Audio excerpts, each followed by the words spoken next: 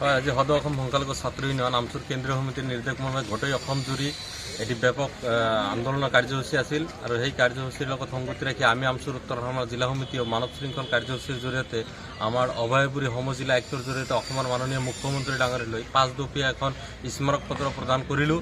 ইতিমধ্যে আমি প্ৰদান কৰিবলৈ আহিছোঁ। আমাৰ এই স্মাৰক পত্ৰত বিভিন্ন ধৰণৰ দাবী আছে। আপোনালোকে জানে যে যোৱা 16 নৱেম্বৰ তাৰিখত দক্ষিণ কামৰূপ জিলাৰ চম্পাপাৰাত এখন ব্যক্তিগত খণ্ডৰ শিক্ষা অনুষ্ঠানত সাংস্কৃতিক অনুষ্ঠান চলি থকা অৱস্থাত হাজাৰ হাজাৰ মানুহৰ সমাগমৰ মাজত আমাৰ আমচুৰ এজন সৈনিকক দুৰ্বৃত্তই চকা ওচৰেৰে হানি খুচি হত্যা কৰিছে। আটাইতকৈ দুৰ্ভাগ্যজনক কথা যে আজি 15 দিন পাৰ হৈ যোৱাৰ পিছতো সেই কামৰূপ জিলাৰ জিলা প্ৰশাসনে আজিলৈকে সেই হত্যাকাৰী কৰায়ত্ব কৰিব পৰা নাই।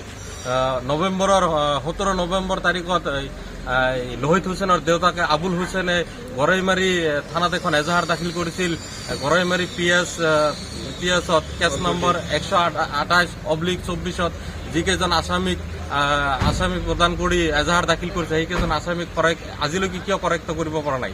আটাইতকৈ দুৰ্ভাগ্যজনক কথা যে ধৰ্মীয় সংখ্যালঘু হোৱাৰ বাবেই অসমৰ মুখ্যমন্ত্ৰীয়ে এই ৰাজহুৱা অনুষ্ঠানত হত্যা কৰা হত্যাকাৰীসকলক গ্ৰেপ্তাৰ কৰা নাই নেকি? গতিকে আমি আমচুৱে দাবী জনাইছোঁ অনতিপলমে সেই আসামীসকলক গ্ৰেপ্তাৰ কৰিব লাগে আৰু সেই ব্যক্তিগত খণ্ডৰ শিক্ষা অনুষ্ঠানসমূহৰ যিসকল পৰিচালনা সমিতি আছে এই সকলকো এৰেষ্ট কৰি জেল হাজত প্ৰেৰণ কৰিব লাগে। কাৰণ ব্যক্তিগত খণ্ডৰ স্কুলত কেনেকৈ ৰাতিৰ 10টা-12টালৈকে সাংস্কৃতিক অনুষ্ঠান চলি হাজাৰ হাজাৰ মানুহৰ সমাগম সৃষ্টি কৰি সাধাৰণ জনতাক হত্যা কৰিব পৰা এটা প্লেটফৰ্ম সৃষ্টি কৰি দিলে তেওঁলোকে।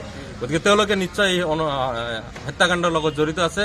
গতিকে আমি সংবাদ মাধ্যমৰ জৰিয়তে অসমৰ মাননীয় মুখ্যমন্ত্ৰীৰ লগতে ডিজিপি মহোদয়ক আহ্বান জনাইছোঁ দক্ষিণ কামৰূপ জিলাৰ এই SP মহোদয়ক অতি সোনকালে নিলম্বন কৰিব লাগে। কাৰণ তেওঁৰ হেমাহিৰ কাৰণে আজিলৈকে সেই আসামীবোৰ মুকলি আকাশৰ তলত ঘূৰা-ফিৰা কৰি আছে। গতিকে আমি দাবী জনাইছোঁ অনতিপলমে সেই আসামীক গ্ৰেপ্তাৰ কৰি ফাষ্ট ট্ৰেক আদালতৰ জৰিয়তে বিচাৰ প্ৰক্ৰিয়া আৰম্ভ কৰি জেল হাজত প্ৰেৰণ কৰিব লাগে।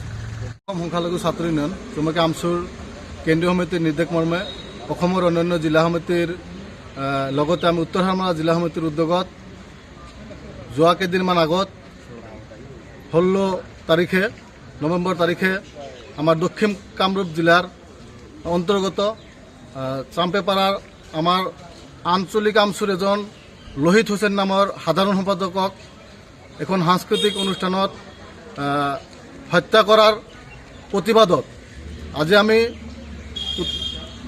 অভয়পুৰী সমজিলাৰ আয়ুক্তৰ জৰিয়তে অসমৰ মাননীয় মুখ্যমন্ত্ৰীলৈ আমি এই দুষ্কৃতিকাৰীসকলক কৰায়ত্ব কৰি কঠোৰৰ পৰা কঠোৰতম শাস্তি দিয়াৰ কাৰণে আমি দাবী জনাই এখন স্মাৰক পত্ৰ ইতিমধ্যে আমি প্ৰেৰণ কৰিলোঁ। আমাক আশ্বাস প্ৰদান কৰিছে যে অনতিপলমে এই স্মাৰক পত্ৰখন মাননীয় মুখ্যমন্ত্ৰীলৈ প্ৰেৰণ কৰিব।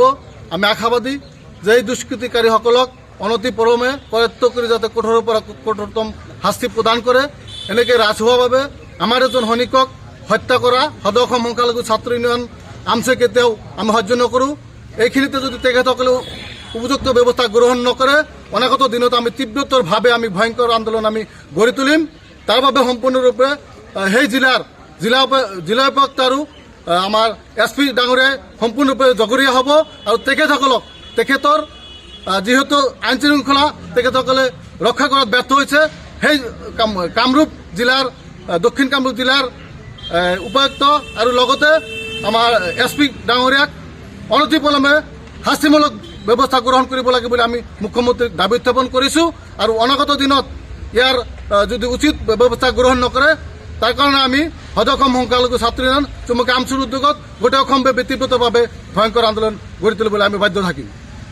আমচুৰ কেন্দ্ৰীয় সমিতিৰ নিৰ্দেশমৰ্মে আজি আমাৰ গোটেই অসম জুৰি এই প্ৰতিবাদ চলি আছে। মানৱ শৃংখলা যি প্ৰতিবাদ আছে প্ৰতিবাদ চলি আছে আৰু আমি তাৰ লগতে আমাৰ উত্তৰ হাৰমাৰা জিলা সমিতিও আমি যি সমজিলা আয়ুক্ত আছে সমজিলা আয়ুক্তৰ জৰিয়তে মুখ্যমন্ত্ৰী মহোদয়লৈ 5 দফা দাবীৰে এখন স্মাৰক পত্ৰ প্ৰদান কৰিলোঁ। আৰু এই কেছটোত যি মানুহ জড়িত আছে সেই মানুহবিলাকক কৰায়ত্ব কৰি উচিত শাস্তি ব্যৱস্থা কৰিব লাগে।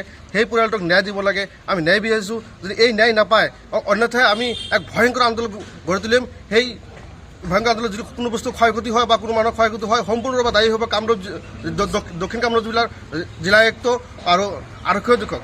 আৰু এই যি আমাৰ ছয়গাঁৱৰ আপোনাৰ পাছাপাৰা আঞ্চলিকৰ সাধাৰণ সম্পাদক আছে তেওঁ ন্যায় লাগিবই আমি ন্যায়ৰ কাৰণে যুঁজিমেই আমচুৰ এক বিন্দু তেজ থকালৈকে আমাৰ আমচু কৰ্মীক যে হত্যা কৰিছে সেই হত্যাৰ আমাৰ ন্যায় লাগিবই।